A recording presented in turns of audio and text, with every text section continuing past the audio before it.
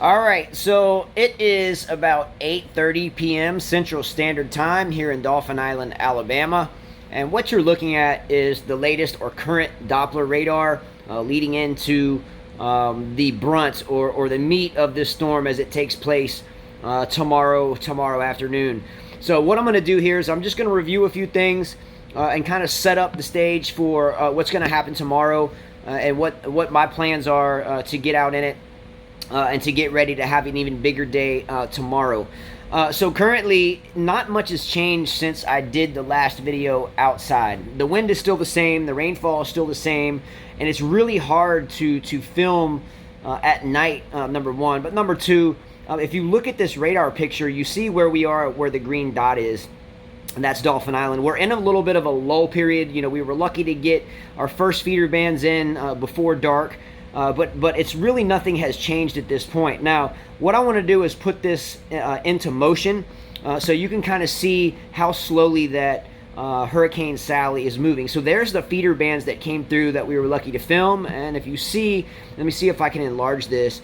You can see that kind of clear spot there that we're going through right now. So what I'm going to do is I'm going to prepare myself for tomorrow, which is going to be a very big day.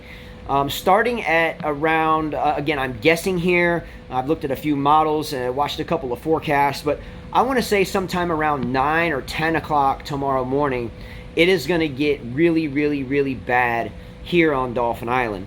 I went out and tried to film a little while ago because there were some really good wind gusts coming in, but really no precipitation at this point, but I really couldn't see a lot. So let's talk about what this storm's doing currently. So the storm is moving super slow, west-northwest at 5 miles per hour. So until about 5, 6, 7 o'clock in the morning, really not much is going to change. So what I plan to do is get a little bit of sleep, wake up, and as soon as the sun comes up, start filming again. Currently the winds are 100 miles per hour, and it's a Category 2 storm, and we still have a high likelihood that this storm strengthens. I had a couple people ask me, what's the difference between a Category 2 and 3 hurricane? A Category 2 hurricane taps out at 110 miles per hour. A Category 3 starts at 111 miles per hour. Now, again, the category or the categorization of hurricanes really and truly from a Category 2 to a Category 3 really doesn't make much difference outside of, let's say, the history books. So at this point, what's really a huge factor is high tide, which is going to happen twice as this storm approaches shore. So in the morning, the big deal isn't necessarily going to be whether it's a Category 3 or a Category 2. The big deal is going to be is when the winds change from coming out of the northeast, which they are now, when they shift to coming out of the southeast. When the wind comes out of the southeast, let me draw this for you. So the winds right now are coming out of the northeast. It's coming counterclockwise, so the winds are coming out of the northeast. As this storm makes its move towards the north, the winds will then start to come out of the southeast. When the winds come out of the southeast, that's when we get our storm surge and all the water starts to push on shore. And that's going to cause problems for everyone, whether it's on the eastern side of Louisiana, whether it's on the Mississippi Gulf Coast. Mike, what's up out there? Whether it's on the western side of the Mobile Bay, whether it's right here on Dauphin Island, wherever you are in a low-lying area, as this storm makes its approach more northward and the winds come out of the southeast, that's when the storm surge, and that's when the storm is going to pack a major punch. And it doesn't look like that's going to happen until sometime well after daylight tomorrow. So my goal is to get some rest. I think I got up at 5:30 this morning. Haven't stopped. So I'm going to try to crash out for a few hours, get up, start preparing, get some food in me, and then just start nailing it. So that's my goal. Now let's look at a couple of things outside of the Doppler. I just wanted to show you how slow this is moving. So literally I can stay up all night tonight and really not much is going to change, and then my ability to film is very limited. Tomorrow morning, though, this is going to change, and I think we're going to have a really, really, really good day and a daytime hurricane event. I'm going to shift over to Mike's weather page. Wonderful page. I use it almost every time I forecast storms. Let me jump over there real quick, cut off my pen. Sorry, I'm doing this impromptu. I apologize. But I'm going to shoot right there and show you what's going on here, at least what we can expect tomorrow. So this is the latest forecast from the National Hurricane Center. Again, I've already said that the storm is moving at moving west-northwest at 5 miles per hour. It's packing winds up to 100 miles an hour. Now, it is forecasted to strengthen more, but again, whether it strengthens 10 miles an hour or 20 miles an hour, it's not going to make much difference because the storm surge, which is now predicted to be 7 to 11 feet, the forecasted cone has moved more eastward. You can see that here. We are right in this map, right where the red is, right in this area. So understand that tomorrow is going to be a really dicey day for anyone in Mobile, Alabama, anyone in Dauphin Island, anyone on coastal Mississippi, the eastern portion of the boot of Louisiana, maybe even the Florida Panhandle into Pensacola, Florida. We can't rule out an eastern wobble in this storm, but either way, it's so close to shore that whether or not it jogs a little east or jogs a little west like Hurricane Katrina did, again, this isn't as strong as Hurricane Katrina, but it doesn't make a whole lot of difference at this point. It's storm surge that we're looking at. Whether it's 10 miles an hour more wind or 10 mile an hour less wind, it's not going to make a whole lot of difference at this point. I know the west end of Dauphin Island has already been very hard hit. I was looking at some drone footage earlier today, and it is already just really, really bad there. So my heart goes out to anyone with property there. I hope everybody's safe and got out in time. Now, the barometric pressure on this storm is at 987 millibars. You know, this storm started out at 1,004 millibars, so it has dropped. It's kind of been hovering around 987 millibars, 986 millibars. I saw it at one point at 985. It's been trying to form an eye wall and ebb and flow, but at this point, what you see is what you get, and it's going to be a really bad storm tomorrow. So let's look down a little bit at some of the some of the tropical storm wind probabilities. So we are, again, let me kind of lay it out for you here. We are, again, right in the middle of that. So it doesn't matter whether this storm takes a little eastern jog or a western jog. We are still going to get basically the same thing. So it doesn't really matter at this point what the exact landfall is. We are still in a really bad situation.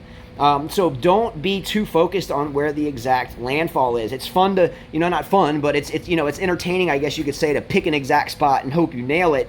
But that's not the big issue here. The big issue is storm surge. The big issue is making sure you're safe. So this is the probability of tropical storm force winds, and you can see this swath is rather large. So whether the center of circulation comes across here or whether it comes across there, it's really kind of irrelevant in this sense. And now, if it came across, far to your east, and you are far to its west, the western side of the storm isn't as bad. So that would be a different story. But we are, again, if we draw an X on this, the right front quadrant is the worst. So there's a lot of space there to do a lot of damage. So don't get focused too much on where these storms make landfall. Now, this is just a diagram of when we can expect tropical storm force winds to come onshore. And this one is showing, hey, today at Monday at 8, we filmed that today. It was definitely tropical storm force winds, so we've gotten that. Now we have to prepare for storm surge and hurricane force winds. Now, this is even a bigger thing that we have to look at, and this is the precipitation forecast. Now, look at the kind of purplish type color. Let me ink it out for you in case you don't follow me, but right here, and this pin color is awful, but right in this area here is forecasted to 15 to 20 inches of rain. Now, you're talking 20 inches, almost 2 feet of rain. On the right side here, by the way, is the risk of flash flooding. Now, where is the risk of flash flooding? It is right over us, and it's a wide area. So whether it comes across here or whether it comes across there, this area is still very, very, very risky and very dangerous to be in, and we are right in that area. So coastal Mississippi, Mobile, Alabama, Gulf Shores, Pensacola, Florida, everyone is right there. The eastern side of Louisiana is right there. So, again, this is going to be a tomorrow event and a tomorrow night event, and it's going to be a really, really, really an intense situation.